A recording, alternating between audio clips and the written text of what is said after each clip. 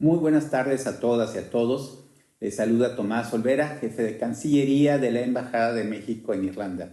A nombre de la embajadora Carolina Zaragoza, titular de esta representación, agradecemos mucho su presencia esta tarde en donde tenemos el honor de contar con la participación del escritor mexicano Miguel Tapia, quien está de visita en Irlanda para participar en el Festival Isla de Literatura, el cual coordina el Instituto Cervantes. Queremos darle la bienvenida a nuestro colaborador Miguel Tapia. Como les decía, él es escritor mexicano, nacido en Culiacán en 1972. Tiene estudios de ingeniería, música, literatura y periodismo y ha ejercido estos y muchos otros oficios tanto en su ciudad natal como en la Ciudad de México, en Barcelona y actualmente en París. Es autor de los libros de cuentos Los Caimanes, que fue publicado por Almadia en 2007, y El Señor de los Señores y Los Caimanes, también por la editorial Almadia en 2010. También ha publicado novelas como Los Ríos Errantes, que está publicado por Era, y Tumbas de Agua, que fue publicado por Pretextos en 2020. Esta novela fue galardonada con el primer premio de novela Ciudad de Esteponia en Málaga, España, y hoy tendremos la maravillosa oportunidad de contar con su participación para que nos platique de su última novela, titulada Del famoso y nunca igualado corrido de Cuicón Uriarte, que está publicado recientemente en 2023. Es, como les digo, un honor para la Embajada de México tener la presencia el día de hoy de Miguel Tapia, quien conversará con nosotros, y con Luz Martínez, también encargada de las actividades culturales de esta embajada, para poder compartir con ustedes esta muy interesante y simpática novela. Espero que la disfruten. Buenas tardes.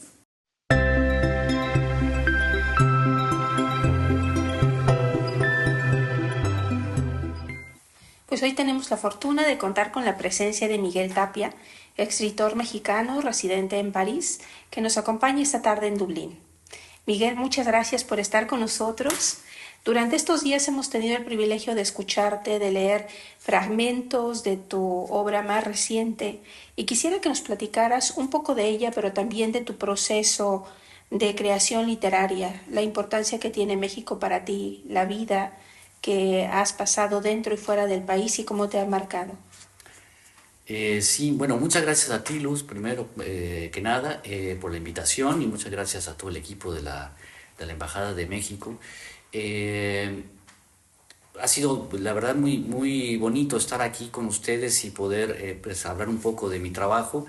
El- Mira, ¿qué te puedo decir? Para mí el proceso de escritura, de manera muy personal, está muy centrado, muy relacionado con mi experiencia pues, de autoexilio, ¿no? Porque yo empecé a escribir cuando me fui de México, en realidad.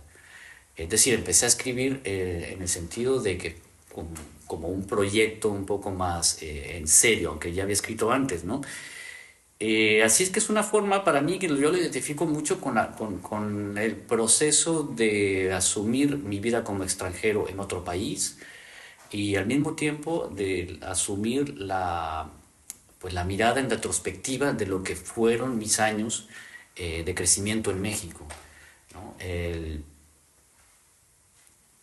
Todo este proceso de partir a vivir en el extranjero pues te hace como volver la vista atrás, ¿no? Y ver tu propio entorno cultural y tu propio entorno familiar, pues, de otra manera, ¿no? Desde otra perspectiva. Y todo eso para mí ha venido acompañado de la escritura. Y durante mucho tiempo, es decir, todo lo que he publicado hasta hoy han sido textos que hablan de la realidad en la que yo crecí, ¿no? De la realidad en Sinaloa, básicamente. Excepto un par de cuentos por allí que hablan sí, pues ambientes que son quizás menos definidos, que podrían ser otra ciudad u otro lugar, Qué lugar. ¿no? Pero básicamente es bastante fácil darse cuenta de que sigo hablando de lo que sucede en Sinaloa. Así que creo que ha estado muy relacionado, y sin que esto haya sido parte de un proyecto previo, ¿no? O sea, simplemente es la forma en que ha resultado, y me doy cuenta de que es parte esencial de lo que yo necesitaba explorar, de lo que yo necesitaba decir. Sí, es muy interesante porque justamente en la lectura de tu más reciente novela, del famoso y nunca igualado corrido del Gicón Uriarte, me pude dar cuenta de que hay fragmentos y hay episodios de la novela en la que reflejas muy bien esta realidad mexicana, estos paisajes, eh, la manera como se van construyendo los personajes a lo largo de la historia, que está muy relacionada también con nuestra propia experiencia y lo que vivimos en el país. Pero particularmente cuéntanos en esta novela qué fue lo que te sirvió de inspiración para la creación de tus personajes, desde tu personaje principal a los secundarios, que pareciera que no son tan relevantes, pero que realmente forman parte de una creación completa, ¿no? Y que dan un marco muy, muy completo de esta realidad de México. Claro, bueno, mira, hay dos vertientes, ¿no? Una que es la más, pues digamos, la más inmediata, que es mi inspiración en realidad no es mía, sino la de otro Miguel, que es Cervantes, Miguel de Cervantes, porque la novela es una reescritura pues, del Quijote de la Mancha, ¿no? Al menos en su estructura básica, ¿no? El personaje principal, es decir, el Quicón Uriarte, es pues, una alter ego del Quijote, ¿no? Pero en otra época que sería los finales del siglo pasado, y otra geografía que es las montañas de la Sierra Sinaloense, ¿no? De la Sierra Madre en Sinaloa. Y ese era el punto de partida fue ese, ¿no? En un momento yo imaginé ese posible paralelo, ¿no? No solo en cuanto al personaje en sí mismo, sino en cuanto al contexto, ¿no? Mientras que el Quijote vive en una época en que los libros de caballerías eran muy populares, eran muy conocidos, y con todo lo que representaban y todo lo que contenían pues todas las historias y todo ese sistema de valores, ¿no? Un sistema de ético y de valores y una cierta idea de lo que representa ser un caballero, ¿no? Y ser un hombre en esa época, me parecía que podía hacerse un paralelo con ello y lo que representa la tradición del corrido en México, ¿no? Con todo lo que eso lleva la figura del héroe del corrido, ¿no? Y que está muy ligado, por supuesto, a lo que la cultura mexicana se relaciona con la hombría, con la integridad de un hombre pues honesto y respetable, ¿no? Y entonces a partir de ahí nació la idea. Todo lo demás fue ir siguiendo un poco eh, pues una especie de consecuencia lógica, ¿no? A partir del momento en que yo sentí que el Quicón ya estaba bien puesto en la sierra de Sinaloa, ¿no? Y eso va muy ligado al lenguaje, ¿no? Es decir,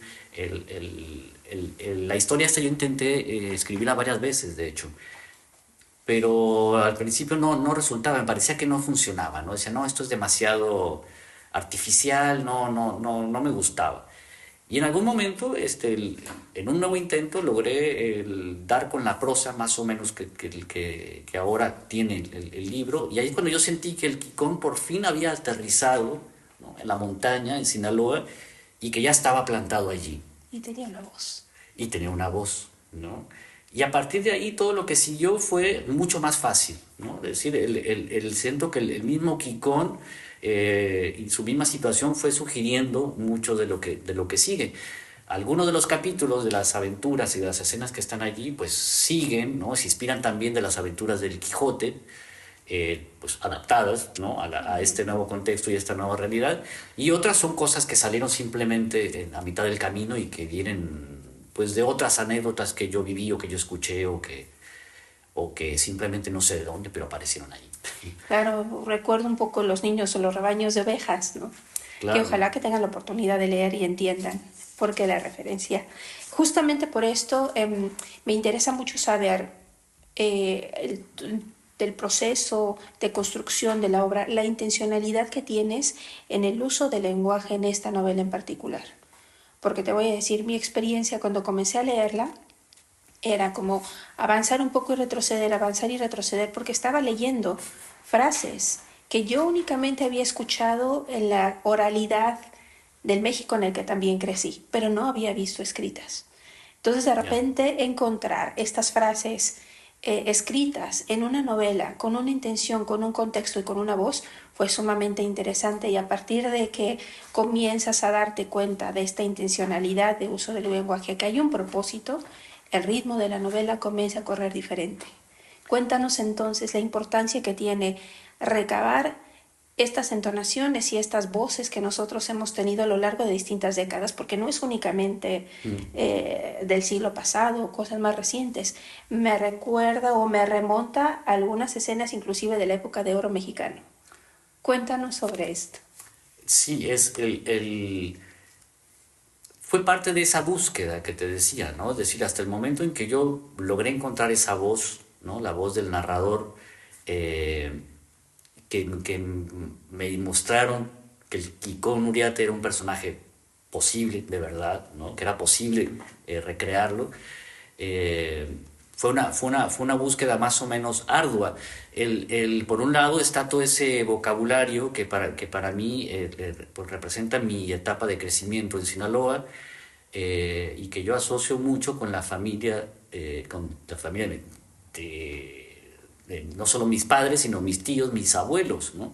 La familia de mi padre viene de Guamúchil, ¿no? Que está ahí a 100 kilómetros de Culiacán. La familia de mi madre es de Mazatlán y de Culiacán, ¿no? Entonces, como que eh, de ambos lados de la familia me vienen recuerdos de frases, de expresiones, y pues como de quiebres del lenguaje que yo relaciono mucho con la experiencia también de vivir en el valle y de ir a la sierra a visitar, ¿no? Los paisajes de la sierra que yo los descubrí. Yo no crecí allí, pero yo los vi con frecuencia. Creo que todo eso, ¿no? Creo que yo tuve que recorrer a toda esa experiencia, a todo ese bagaje, ¿no? Y adaptarlo un poco a la sonoridad que yo recordaba del libro de Cervantes, ¿no? Es verdad que cuando uno lee la novela, hay vocabulario, hay expresiones muy populares y que se usan de manera muy común, pero yo lo que me di cuenta era que necesitaba adaptarlo a una frase, a un fraseo más amplio, más largo, ¿no? Que recordara más el ritmo cervantino en el Quijote, Claro. ¿no? Y Y que por de eso alguna manera lo transfiere y hace que sean frases atemporales, ¿no? Que podrían utilizarse antes y que siguen utilizándose sí, ahora también. puede sonar muy anticuado muchas veces por el fraseo y por algunas de las referencias lingüísticas, ¿no? Y léxicas, que son estas expresiones de mis abuelos, ¿no? Que yo ni siquiera usé yo mismo. Entonces, Miguel, a recorrer el libro, yo pude identificar escenas que son lindísimas de estos valles y de esta sierra. Y hay momentos en los que la novela huele a polvo, huele a tierra, ¿sabes? Huele a fruta recién cortada como los membrillos, huele a sotol. Entonces, cuéntame qué tan importante ha sido para ti poder reflejar estos contextos y estos ambientes para poder recrear estos paisajes de México a través de tu escritura.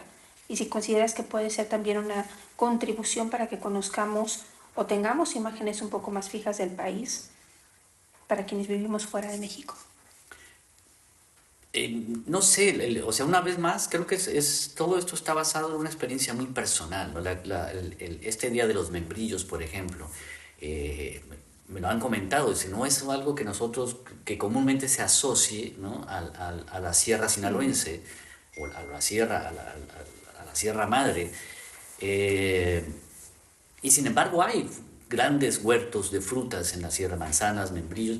Y yo particularmente pasé unos días en una casa que estaba al borde de un huerto muy grande de membrillos y de manzanas. Y yo recuerdo la fascinación que sentía de ver tantísimos árboles, ¿no? Con esos frutos que eran unos frutos realmente magníficos. Y eso es algo que me marcó, ¿no? Y por eso terminó en el libro en realidad.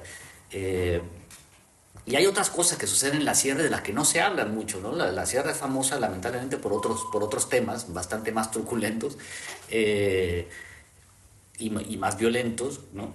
Pero yo quería darle ese color local, ¿no? O sea, y yo me tomo, pues, digamos que yo voy y me abrazo de lo que yo conozco de la sierra, que no es realmente mi tierra la sierra, ¿no? Yo la descubrí pues como el vecino que llega a la casa, y que es verdad que es una vida que contrasta mucho con la vida en el valle, ¿no? Porque es un contexto geográfico bastante distinto y también social muy distinto. Eh, Así es que creo que todo eso son como elementos de mi propia experiencia personal que yo tomé porque sentí que me ayudaban, que me servían, ¿no? Para vestir la historia, para vestir el paisaje en el que el Kikón iba a poder pues pasearse, ¿no? Y por ahí el escenario donde iba a encontrar los demás personajes, que son realmente esos encuentros son los que van a ir, llevan, ¿no? La ruta, la trayectoria del Kikón a través de su locura y ese encuentro con la realidad que lo va a terminar por bajar a tierra, ¿no? Exactamente. Y cuéntanos ahora cómo o por qué recomendarías a los mexicanos que vivimos fuera de nuestro país a leer tus novelas y en particular a leer la historia de Kikón Uriarte. Bueno, puede ser quizás un poco pretencioso que yo recomiende leer mis novelas, ¿no? Pero yo básicamente lo que hago es hacer lo mejor posible, ¿no? Y proponerles el hecho de entregar un texto a la imprenta es proponer al mundo que lo vean, que le echen un ojo, ¿no? Que lo lean, no solo a los que están fuera de México, sino a los que están en México, y no solo a los mexicanos, sino a todos los que puedan pues leer el libro. Es un poco una... Digamos, creo que no hay ninguna intención, ¿no? Concreta a la hora de soltar un texto, ¿no? Que uno considera que trae, o que cuando uno considera que ya logró poner algo algo de sí mismo en un texto, la idea básicamente es compartirlo, ¿no?